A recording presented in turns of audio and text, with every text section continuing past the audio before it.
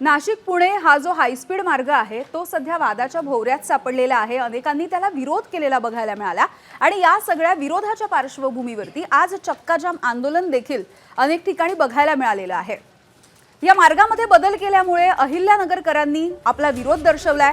सरकारच्या या निर्णयाच्या विरोधात आंदोलनाला सुरुवात करण्यात आली। आंदोलनाचा नारा त्यांनी पुकारलेला आहे। नाशिक पुणे रेल्वेसाठी समृद्धी महामार्गावरती रास्ता रोको आंदोलन झालं। Nashik Pune semi high speed railway मार्ग हा पूर्वीच्याच मूळ आरेखानुसार करण्याची मागणी या आंदोलकांची आहे। या निर्णयाच्या विरोधात सिन्नर, संगमनेर, अकोले, नाशिक या सगळ्या शहरांमध्ये नागरिक रस्त्यावरती उतरले आणि त्यांनी चक्काजाम आंदोलन केलंय। या आंदोलनामध्ये माजी मंत्री बाळासाहेब थोरात, खासदार राजाभाऊ वाजे आणि आमदार सत्यजित तांबे हे देखील सहभागी झाले। या आंदोलनामध्ये पोलीस आणि आंदोलक यांच्यामध्ये झटापट देखील झाली। पोलिसांनी आंदोलकांना समृद्धी महामार्गावरती जाण्यापासून रोखलं, तर पोलिसांनी काही आंदोलक आणि सत्यजित तांबेंना देखील ताब्यात घेतलं।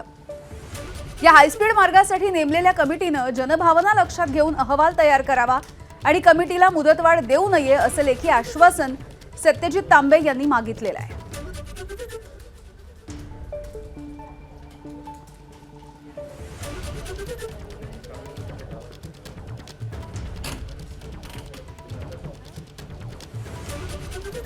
तर या आंदोलनामध्ये नेते सत्यजित तांबे हे सहभागी झालेले होते। त्यांनी नेमकी काय मागणी केली आहे आणि त्यांच्या मागणीला आता सरकारनं नेमकं कसं उत्तर दिलंय आपण बघूया। तो मोठ्या प्रमाणावर रस्त्यावर उतरलाय आणि सगळ्यांची मागणी आहे की नाशिक पुणे रेल्वे जी ज्या मार्गाने ठरली होती त्याच मार्गाने झाली पाहिजे। झालं, भूसंपादनाची प्रक्रिया झाली, 500 कोटी रुपयापेक्षा जास्तचा निधी जो आहे तो आतापर्यंत वाटप पण झालेला आहे। म्हणजे इतका प्रोजेक्ट पुढे गेलेला असताना अचानक जीएमआरटीचं कारण सांगून तो कुठेतरी वळवण्याचा जो घाट काही लोकांनी घातलेला आहे त्याला विरोध म्हणून ही सगळी तरुणाई जी आहे ती रस्त्यावर उतरलेली आहे।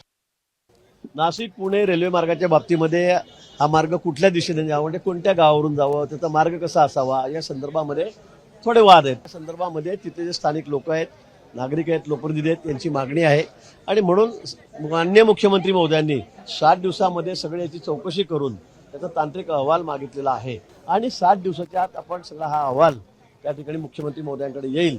याला फार मुदतवाढ मिळणार नाही, फारच अडचण असेल काही तर गोष्ट वेगळी, 5, 7, 8 दिवस, पण मला असं वाटतं 7 दिवसाच्या आत सगळा हा अहवाल आम्ही या ठिकाणी चौकशी समितीचा मागू आणि त्याचा निर्णय होईल। तर नाशिक पुणे हा हायस्पीड रेल्वे मार्ग नेमका आहे तरी कसा आपण जाणून घेऊया। 2016 मधल्या ठरावाच्या नुसारचा मार्ग आपण बघतोय। पुणे, चाकण, खेड, मंचर, नारायणगाव, सिन्नर आणि नाशिक। तर आता होणारा रेल्वे मार्ग ज्याला सध्या विरोध होतोय तो नेमका कसा आहे? पुणे, अहिल्यानगर, शिर्डी, पुणतांबा, सिन्नर ते नाशिक।